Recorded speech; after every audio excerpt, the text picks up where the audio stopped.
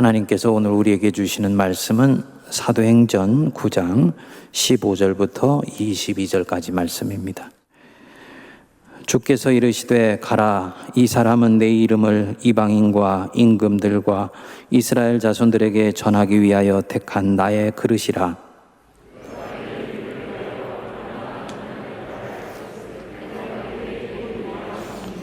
아나니아가 떠나 그 집에 들어가서 그에게 안수하여 이르되, 형제 사울아, 주 곧 네가 오는 길에서 나타나셨던 예수께서 나를 보내어 너로 다시 보게 하시고 성령으로 충만하게 하신다 하니,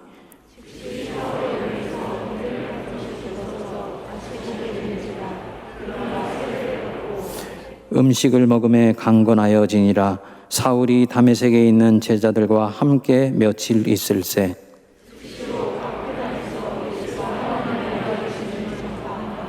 듣는 사람이 다 놀라 말하되, 이 사람이 예루살렘에서 이 이름을 부르는 사람을 멸하려던 자가 아니냐. 여기 온 것도 그들을 결박하여 대제사장들에게 끌어가고자 함이 아니냐 하더라. 사울은 힘을 더 얻어 예수를 그리스도라 증언하여 다메섹에 사는 유대인들을 당혹하게 하니라. 아멘. 성도님들에게 책 한 권 소개하면서 좀 말씀을 시작하고자 합니다. 알렌 크라이더라는 미국의 기독교 역사학자가 쓴 회심의 변질이라는 책이 있습니다. 부제가 초대교회 회심을 돌아보다입니다. 이 책을 보면 초대교회 어떤 사람이 회심하여서 그리스도인이 된다는 것이 무슨 뜻을 가지고 있었는지, 교회가 이제 막 거듭난 성도들을 어떻게 양육하고 훈련하여서 그리스도의 제자로 빚어갔는지 하는 내용들이 자세하게 나와 있습니다. 읽어보면 오늘 우리가 생각하는 회심과 초대교회 회심이 사뭇 다릅니다. 우리가 보통 회심하면 제일 먼저 떠오르는 것이 뭔가요? 어떤 사람이 그리스도인이 되었다 할 때 뭐가 떠오르시나요? 그가 교회를 다니기 시작했다든지, 술, 담배를 끊었다든지, 또 다른 사람과 달리 그 사람은 이제 천국과 지옥을 믿는다든지, 구원을 확신을 갖는다든지, 이런 것들을 생각할 것입니다. 그런데 초대교회에서 회심은 이런 것 이상이었습니다. 간단히 말하면 어떤 사람이 회심했다? 삶이 완전히 바뀌는 것입니다. 체험이 있느냐 없느냐는 중요한 것이 아니었어요. 그 사람이 그리스도인이 되었다? 한 사람이 완전히 변화되어서 새로운 삶을 살아가기 시작하는 것이었습니다. 오늘 본문에 보면 다메섹에서 예수님을 만난 사울이 회심을 하고 난 뒤에 어떻게 새로운 삶을 살아가기 시작하는지가 잘 드러나 있습니다. 이 회심한 이후의 사울의 삶을 살펴보면 내 자신의 신앙을 살펴보는 좋은 교훈이 되는 거지요. 이번 주에 몇 가지 살펴보고 또 다음에 몇 가지 또 나눠보려고 그럽니다.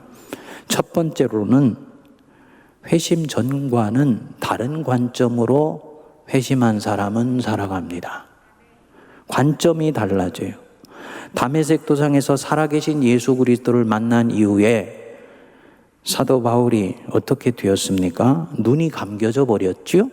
굉장히 상징적인 표현입니다.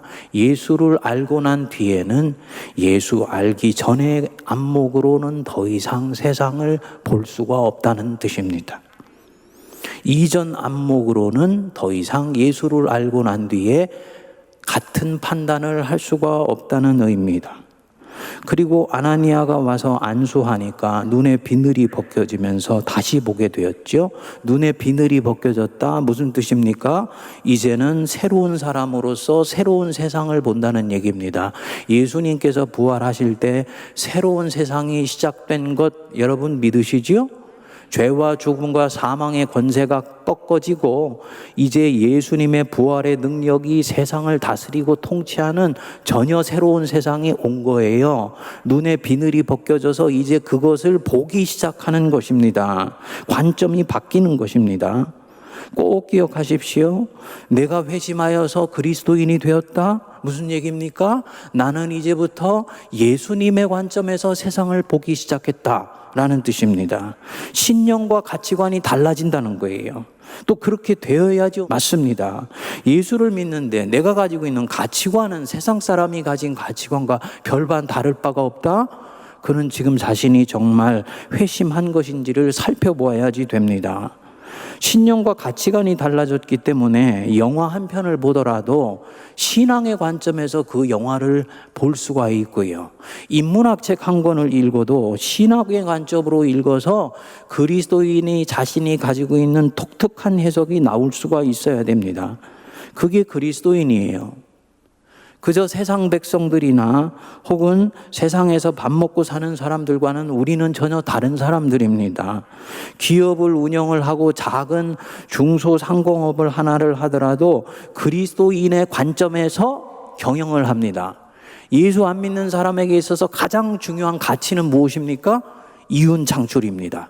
어떻게 하면 이 정글 같은 세상에서 내가 낙오하지 않고 이윤을 남길 수가 있을 것인가? 이게 목적이에요.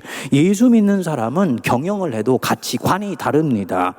어떻게 할 때 이 경영에도 성공하여서 이웃에게 도움이 되고 하나님께 영광이 되는 삶이 될 수 있을까? 이것을 고민합니다. 뭐냐? 신념이 달라진 사람이에요. 신념이 달라진 사람, 이 사람이 회심한 사람입니다. 바울처럼 눈에서 비늘이 벗겨져서 새로운 세상을 보면서 살아가는 사람이죠. 기독교 신앙인이 정치적으로는 보수적인 이념을 가질 수도 있고 진보적인 이념을 가질 수도 있습니다. 이것은 시민으로서 각 사람이 가지고 있는 취향이고 권리예요. 그렇지만 그리스도인은 자기가 가지고 있는 이 이념이나 신념을 절대화하지 않습니다. 근본적으로는 이 사람은 다른 신념의 세계 속에서 살고 있기 때문이에요. 세상 사람들이 가지고 있는 다양한 신념 그 속에 이 신념들을 움직이는 뼛속 깊숙하게 들어있는 전혀 새로운 신념이 그리스도인 안에는 있는 것입니다. 우리는 이것을 일컬어서 신앙이라고 이야기를 합니다. 오직 예수님께서 산상순 속에서 가르쳐 주시고 그분이 우리에게 들려주셨던 말씀들, 또 구약에서 계명을 통해 예언자들과 하나님의 사람들이 우리에게 가르쳐 주신 것, 이것이 이 사람들의 궁극적인 가치가 되는 것입니다. 그렇기 때문에 세상의 이슈를 바라볼 때도 특정한 어느 진영 속에 완전히 함몰되어서 세상을 보지를 않아요. 세상의 이슈를 취사 선택하여서 판단을 합니다. 그래서 그리스도인은 어떤 경우에는 여기에 속한 사람 같기도 하고 또 어떤 경우에는 여기에 속한 사람 같기도 하는 그 사람들이 바로 그리스도인이고 회심한 그리스도인들의 특징입니다. 왜 이렇게 나타나느냐? 이 사람의 귀속의식이 세상 사람과는 다르기 때문입니다. 성도님들, 우리의 귀속의식, 우리가 궁극적으로 준거 집단으로 삼고 있는 우리의 귀속 의식이 어디에 있나요? 하나님 안에 있지요. 하늘에 있지요. 그래서 사도 바울이 우리를 보고 천국 백성이라고 이야기를 한 거예요. 우리의 시민권이 하늘에 있다라고 얘기한 것입니다. 이건 그냥 하는 얘기가 아니라 너는 어디에 궁극적으로 속하여 있느냐라는 것을 묻는 것입니다. 성도님들, 여러분들의 귀속 의식 다 하늘에 있으시죠? 죽을 때만 귀속의식을 천국에 갖는 것이 아니고 삶의 일상 속에서 수시로 내 귀속의식은 하늘에 속한 것이다 라고 고백하는 것입니다. 그렇기 때문에 이 사람은 이 땅에서는 나그네로 살아가요. 근데 이상합니다. 나그네로 살아가면은 보통 사람은요, 삶을 대충 살고 이 세상에 대한 책임의식이 없을 것 같은데 이 귀속의식이 하늘에 있는 이 나그네는 전혀 다릅니다. 누구에게 매이지도 않고 무엇인가를 두려워하지도 않고 어떤 이념에도 궁극적으로 머리를 조아리지 않습니다. 어떤 독재가 우리를 삼키려고 한다 할지라도 진리와 정의에 입각해서만 판단하는 거예요. 그렇기 때문에 이 사람은 인간이 당하는 아픔에 대해서 가장 신실하게 고민하고 반응하면서 적극적으로 끌어안고 해답을 제시하려고 합니다. 아브라함 링컨 같은 사람이나 마르틴 루터킹 목사나 또 영국에서 노예무역을 폐지하는데 결정적인 역할을 하였었던 윌리엄 윌버포스 같은 신앙인들은 다 이런 종류의 신앙인이었습니다. 무엇을 얘기를 하는 것이냐? 관점이 다른 삶을 살아가면서 결국은 세상을 더 밝게 만들어가는 사람이라는 것입니다. 둘째로 회심의 즉각성입니다. 오늘 주신 말씀에 눈여겨볼 것이 18절입니다. 즉시 사울의 눈에서 비늘 같은 것이 벗어져. 이 즉시 헬라어로는 유세우스라고 그러는데요. 20절에도 같은 단어가 나옵니다. 즉시로 각 회당에서 예수가 하나님의 아들이심을 전파했다. 서서히 점진적으로 시간을 두고 이런 것이 아닙니다. 즉시로 바뀌는 것입니다. 예수를 만나기 전에 세상 보는 관점에서 즉시로 떠납니다.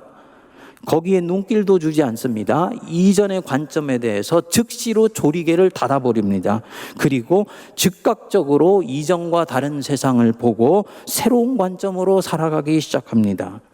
시간이 좀 지나서 생각해 보고요, 이런 게 아니에요. 바울은 복음에 대해서 즉각적으로 반응합니다. 이제 이 눈이 뜨여지자마자 일어나게 됐죠. 일어나자마자요, 바로 세례를 받습니다. 기운을 차려서 음식을 먹고는 20절에 보면은 즉시로 각 회당에서 예수가 하나님의 아들이심을 전파합니다. 주님이 기뻐하시는 회심의 전형적인 모습이에요. 가던 길에서 돌이키는 것, 회개지요. 회개로는 충분하지 않습니다. 새로운 길에 즉시로 들어서서 새롭게 이끌으시는 그 걸음을 신실하게 따라가는 것, 바로 그것이 회심입니다. 회개는 회심을 이루는데 결정적으로 중요합니다. 그렇지만 회심이 없는 회개는 옛 걸음에서 나를 벗어나지 못하게 만듭니다. 이 사도 바울의 경우는 복음을 받아들인 순간부터 즉시로 삶이 변화가 됩니다. 오늘 바로 지금 여기에서 내가 하나님을 새롭게 알게 되었다. 그러면 어떻게 이것에 대해서 반응을 하시겠습니까? 설교를 들으면서 내 문제가 무엇인지를 알게 되었다. 즉시로 무엇인가가 변화가 일어나야 됩니다. 기도 제목이 바뀌어야 되고요. 하나님께 기도할 말이 생각나기 시작해야 되고요. 내 문제가 해결됐기 때문에 이제는 그것에 따라서 살아가려고 하는 새로운 방향이 나와야 되는 것입니다. 그것이 바로 회심이에요. 근데 성도님들 보면, 목사님 오늘 말씀에 은혜 많이 받았습니다. 목회자는 얘기하죠. 아, 참 감사한 일입니다. 그리고 그것으로 대화를 끝을 맺어요. 주님은 뭐라고 그러실까요? 아마 그 사람 속에서 물으실 것입니다. 그래, 네가 그래서 그 받은 은혜로 이제부터 어떻게 살 건데? 이것을 물으시는 거예요.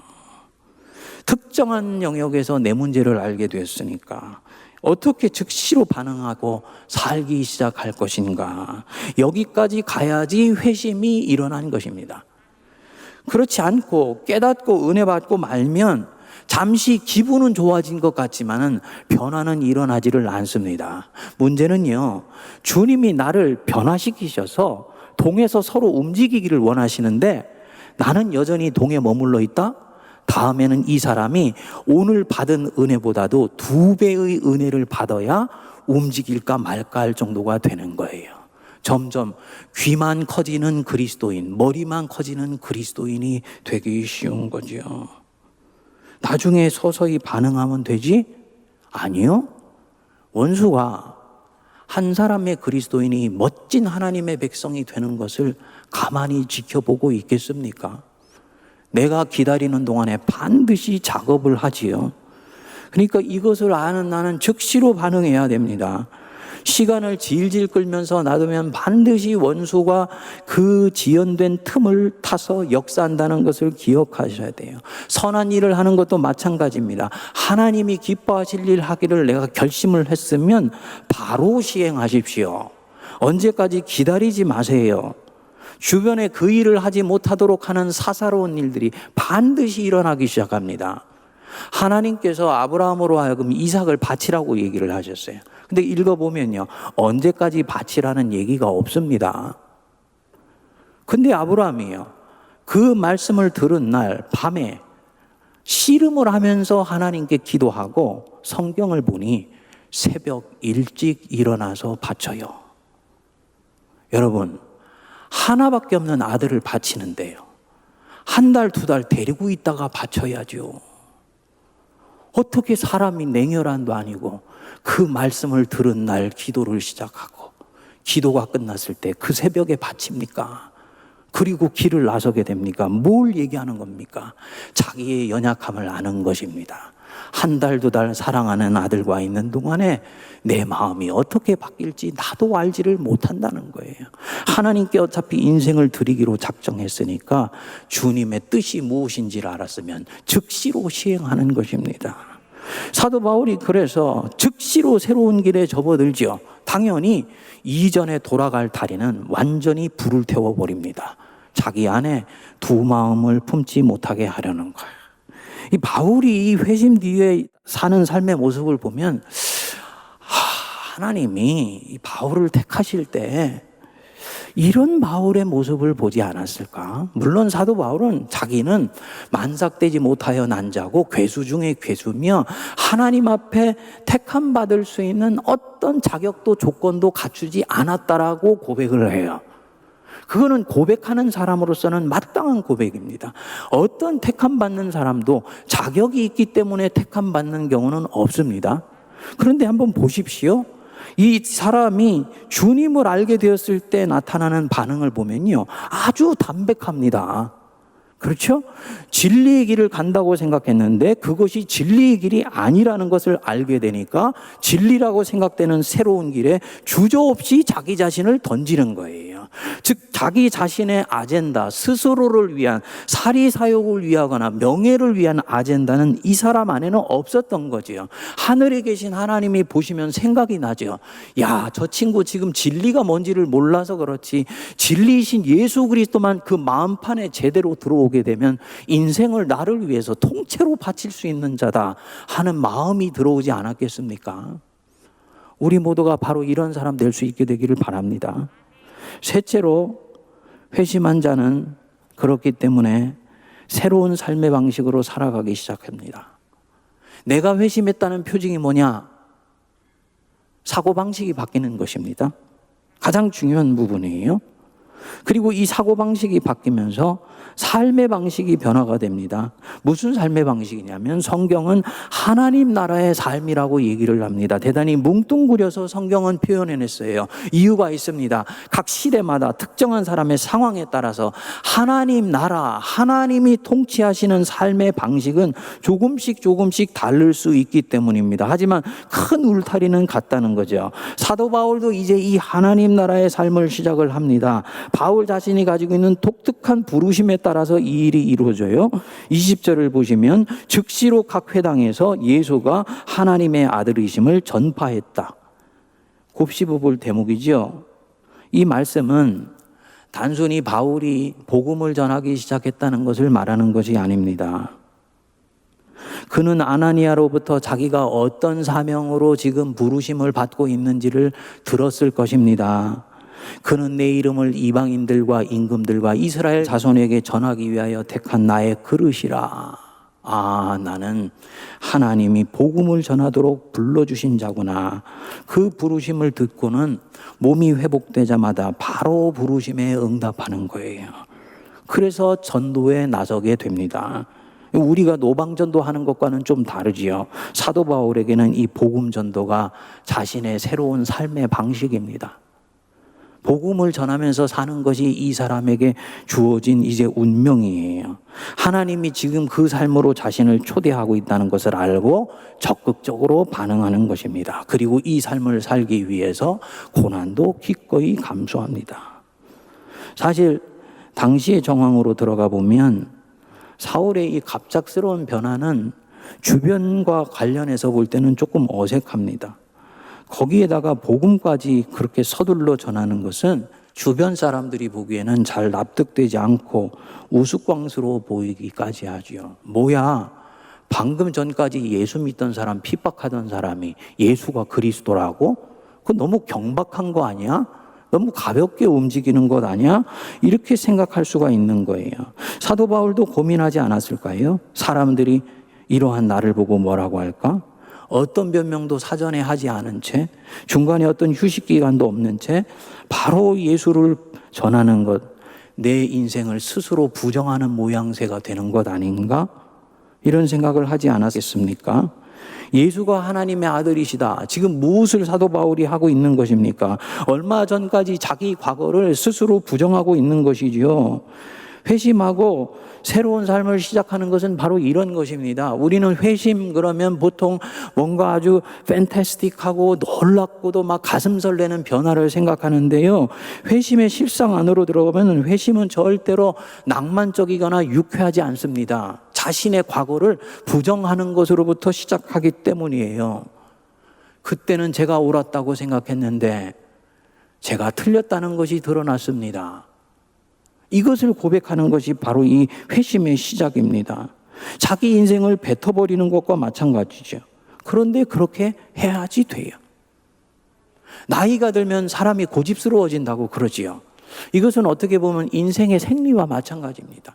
수십 년 동안 자기가 옳다고 생각했던 가치관을 가지고 살아왔는데 어떤 순간에 젊은 사람이 나타나서 그 가치관이 틀렸다는 거예요. 성도님들 화가 납니까? 안 납니까? 화가 나지요. 왜 화가 납니까? 그 가치관이 옳으냐 그르냐 진리냐 아니냐가 중요한 것이 아닙니다. 그 가치관이 틀렸다고 얘기하는 순간 수십 년을 살아왔던 내 자신의 인생이 부정당하고 있는 것처럼 느껴지기 때문이에요. 그런데 그가 자아의 왕과 나성을 쌓은 사람이 아니고 하나님의 진리를 쫓아온 사람이라면 심호흡을 깊이 하고 그래, 그것이 맞는 것이었어 라고 받아들일 수 있어야 됩니다.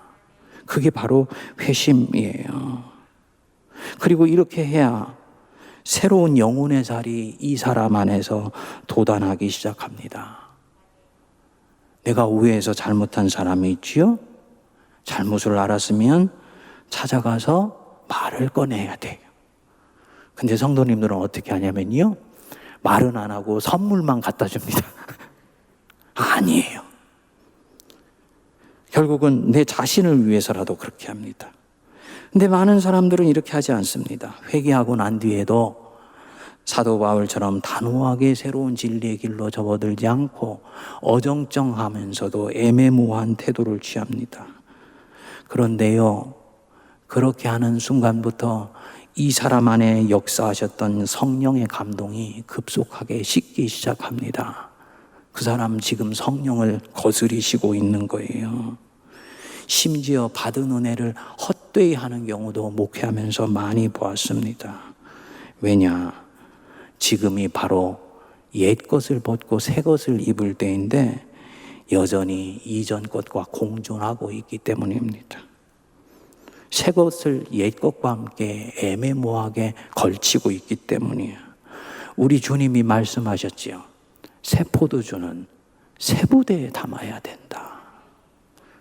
네가 새로워졌으면 새로운 습관과 새로운 삶의 방식을 익혀야 된다. 그래야 네 안에서 복음으로 인한 능력이 나오는 것이다. 뱀이 허물을 제때 뽑지 못하면 죽는다 그럽니다. 허물이 새해가 되어서 불어난 몸을 짓눌러서 피부가 숨을 쉬지 못해서 죽게 된다는 거예요. 회심하는 것 바로 이런 것 같습니다. 그리스도인이 되었다. 삶을 바꾸는 것이 결정적으로 중요합니다. 나는 그리스도인이 되었는데 삶은 그대로 살고 있다. 그 사람은 겉가 죽은 그리스도인이지만 안에 있는 생명의 힘은 이미 없어졌습니다. 현대 많은 그리스도인들이 안타깝게도 이렇게 살아갑니다.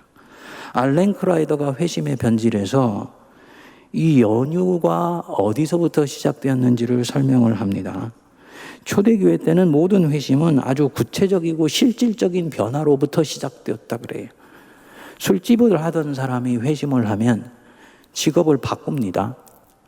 군인이 그리스도인이 되겠다고 고백을 하면 교회가 세례전에 문답을 하면서 다짐을 받아냈습니다. 나는 전쟁에서 어쩔 수 없이 국가를 지키기 위해서 싸울 때 외에는 생명을 해치거나 함부로 대하지 않겠습니다. 약속을 받고 세례를 주었습니다. 거짓말을 끊고 방탕한 삶을 끊는 것은 말할 것도 없는 거예요. 근데 초대교회 교인들은 기꺼이 그렇게 했습니다. 왜냐? 생명의 주인 되시는 예수님을 만났으니까 나머지 모든 것들은 다 부차적인 것입니다. 어거스틴의 고백록에 보면 그가 회심한 이후에 어떤 삶의 여정을 이어가는지 나오는데요. 어거스틴이 위대한 교부가 되는 부분에 결정적인 부분들을 보여줍니다. 인생의 진리를 발견하지 못해서 방황하다가 나중엔 지친 가운데 무화과 나무 밑에 앉아 있게 되지요. 바람 소리 속에서 한 어린아이가 자기에게 얘기하는 것 같은 소리를 듣게 돼요. 텔레레게 텔레레게 듣고 읽어라 듣고 읽어라. 무엇에 빨리든 듯이 성경책을 폈는데 로마서 13장 13절 14절이었습니다. 낮에와 같이 단정히 행하고 방탕하거나 술 취하지 말며 음란하거나 호색하지 말며 다투거나 시기하지 말고 오직 주 예수 그리스도로 옷 입고 정욕을 위하여 육신의 일을 도모하지 말라. 고백록에 의하면 이 성경을 읽는 동안에 내 마음의 방에 확신의 빛이 임하였다. 이렇게 얘기를 합니다. 그리고 모든 것은 분명해지게 되고 이제 더 이상 내가 방황할 이유가 없어지게 되었다. 회심하게 된 거예요. 그리고 나서 이 사람이 어떻게 하냐? 자신이 맡고 있던 변증학 교수직을 사임을 합니다. 이유가요. 이것은 예수님 알기 전에 했었던 일이고 혹시 주님이 새 일을 시키실 수도 있다고 보았기 때문이에요. 그리고는 어머니와 친구들과 함께 카시키아쿰이라는 곳으로 가서 하나님의 말씀을 묵상합니다. 세례를 준비받는 거예요. 조용히 세례받을 준비를 해요. 유명한 암브로시우스 주교에게 세례를 받고는 여태까지 방탕한 삶을 사는 배경이 되었던 그 화려한 도시들 이탈리아를 뒤로 하고 고향인 다가스테로 향하게 됩니다. 그리고 거기서 자기 자신만을 위해서 수도원을 차리고 하나님을 탐구하는 삶을 시작합니다. 이렇게 하면서 어거스틴이 만들어지는 것입니다. 뭐냐? 예수를 알고 회심하고 난 뒤에 완전히 새로운 길에 접어드는 것입니다. 초대교회 때 모든 회심은 다 이랬어요. 예루살렘에 있었던 사람들이 주님을 알게 되니까 자기가 가진 물건을 나눠 썼습니다. 이거 회심했을 때 전형적으로 나타나는 일입니다. 그런데 기독교가 로마의 국교가 되면서 양상이 달라졌어요. 교회에 귀족들이 밀려 들어오지 않았겠습니까? 근데 이들은 그런 식으로 회심하고 싶지 않은 거예요. 자신들이 누렸던 특권, 부에 대한 욕망, 권력욕 내려놓고 예수 믿을 마음이 없었습니다. 이전에 좋았던 것은 그대로 누리면서 기독교도 믿고 싶어졌지요. 그리고 사제들이 이를 알아차리게 되었습니다. 어떻게 했냐? 회심을 내면 세계의 영역으로 축소시켜 버렸습니다. 심지어는 하나님과 그 사람 개인의 관계로만 국한시켜 버리게 돼요. 오늘날 회심을 구원의 확신 정도로 생각하는 건 다 여기서 비롯된 것입니다. 이렇게 해서 예수 믿는 사람들이 점점 많아지니까 교회 교인 숫자는 늘어나지만 그래서 교회가 힘은 생겼지만 교회는 생명력이 약해졌습니다. 로마가 국교가 되었다고 하지만 사실은 그 로마가 기독교의 생명력을 잡아먹어버린 것입니다. 나중에는요, 의식과 전통만 남게 되었습니다. 교회 뼈만 남은 거예요. 이것을 회복시켜서 초대교회의 생명력을 다시 찾으려고 한 사람들이 종교개혁자들입니다. 그래서 오직 성경으로를 이때부터 다시 외치기 시작했어요. 성경을 율법주의 국가서로 사람들에게 들이대는 것이 아니고 이 기독교에서 위대한 신앙의 유산인 이 회심의 역동적이면서도 생명력인 모습을 결국은 다시 찾으며 성도들에게 돌려줄 수 있는 길은 성경 안으로 들어가서 초대교회 사도행전에 나오는 회심과 예수 믿는 것들을 다시 회복하는 길밖에 없다고 보았던 것입니다. 그런데 어떻게 되었습니까? 오늘날까지도 목사나 교회나 성도들이나 오직 성경을 외치지만 사실은 성경은 그들에게 유일한 세계관이나 가치관이 아니더라고요. 성경을 제대로 한번 읽어보십시오. 구약의 율법책이나 이 예언서의 사상을 보면요, 오늘날 인류가 씨름하는 모든 고민들을 해결할 수 있는 영적 통찰력이 이미 다 나와 있습니다. 예수님의 산상수훈은 윤리의 보석이에요. 당연히 이 속에서는 보수의 가치와 진보의 가치가 가장 아름다운 모습으로 녹아져 있습니다. 파괴적인 모습이 아니에요. 지금 보수주의자보다 더 철저히 보수의 아름다운 가치를 소중히 여기고요. 지금 진보주의자들보다 더 철저히 진보적입니다. 그리고 이 보수와 진보의 가치가 하나님 나라의 신학이라는 견고한 건물 안에 통합되어 있어요. 세대 간 차이가 하나님의 통치 안에서 온전히 극복되어 있습니다.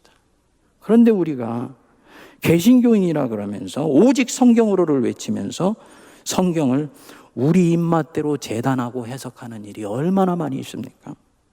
그리고 더 속상한 것이 사회의 장단에 춤을 추면서 같은 하나님 백성들이 서로 생각이 다르고 가치관이 다르고 정치 지형이 다르다고 서로 손가락질하고 싸우고 반목하는 거예요. 주님이 그것을 위해서 보시면 무슨 마음이 드실까를 아무도 헤아리려고 하지를 않습니다. 여러분, 그리스도의 교회가 예수를 지금 진정 주님으로 모시고 있는 것입니까? 교회가 진정 예수님을 향해서 회심한 것입니까? 성도들인 저와 여러분들이 진정 성경을 향해서 회심한 것입니까? 이 부분에서 성경을 최고의 가치로 해서 우리 삶을 바꾸려고 하지 않는 우리 자신에 대해서 회개하고 돌아서는 은혜가 임할 수 있게 되기를 바랍니다. 말씀을 마무리합니다. 내가 진정 예수님이 내 인생의 주인이다. 이것이 내 영혼의 영역이나 내 입술의 영역에만 국한되는 것이 아니라면 그 사람은 회심한 사람입니다. 그럼 우리가 기도가 바뀌어야 돼요. 주님이 바라보시는 관점으로 이 세상과 역사를 볼 수 있게 해주십시오. 이 역사 속에서 일어나는 일에 대해서 일희일비하지 않게 해주시고 하나님이 결국은 역사를 완성해 가실 것을 믿으면서 오늘도 두려워하지 말고 주님과 동행하는 삶을 사는 안목을 열 수 있도록 은혜 내려주십시오. 기도할 수 있어야 됩니다. 그리고 지금부터라도 그리스도인답게 변화시킬 것은 즉각적으로 변화시킬 수 있게 되기를 바랍니다. 옛된 삶에 의해서 내 안에 성령이 죽지 않도록 해야 돼요. 새롭게 접어든 이 믿음의 삶, 때로는 힘들고 고단하고 때로는 지칩니다. 하지만 여러분, 하나님이 이 삶 속에 함께 하시고 계시다는 것을 무조건 믿으시기 바랍니다. 그렇기 때문에 우리는 때로는 길을 잃어버린 것 같지만 절대로 낙오하지 않습니다. 세상 사람들에게 동화되어서 살아가고 싶은 유혹이 왜 없었겠어요? 하지만 그들과 동화되는 순간 내 영혼은 이미 마귀에게 팔아넘겨졌다는 것을 빨리 깨닫고 세상 사람들과 힘들지만 다르게 살아가는 내 자신에 대해서 긍지와 자부심을 가지셔야지 됩니다. 하나님이 이 사람의 삶을 기뻐하시고요, 계속적으로 주님의 나라를 위해 써가시도록 우리를 아름답게 빚어가실 것입니다. 기도하겠습니다. 하나님 아버지, 즉시 그 눈에서 비늘 같은 것들이 벗겨지고 즉시로 세례를 받고 음식을 먹으며 즉시로 회당에서 예수가 하나님의 아들이심을 전파하였다 했습니다. 생명이 무엇인지를 알아 생명의 구주를 만났사오니 즉시로 바뀌게 하여 주시고 무엇보다도 하나님의 계시의 책인 이 성경을 향하여 회심하는 역사가 일어나도록 은혜를 내려 주시옵소서. 우리 성도들 이 칠흑같이 어두운 코로나 한복판에서도 주님이 역사를 주관하시는 것을 믿으며 나는 그 속에 초대받아 있는 사람인 것을 강철같이 신뢰하여 나 자신을 향한 하나님의 긍지와 자부심을 기억하고 믿음의 걸음을 끝까지 걸어가게 하여 주옵소서. 예수님 이름으로 기도하옵나이다. 아멘.